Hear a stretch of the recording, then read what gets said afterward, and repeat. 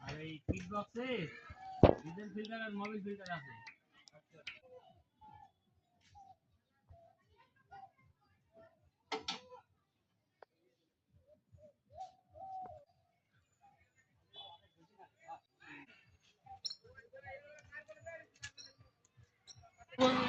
দেরি লাগবে না।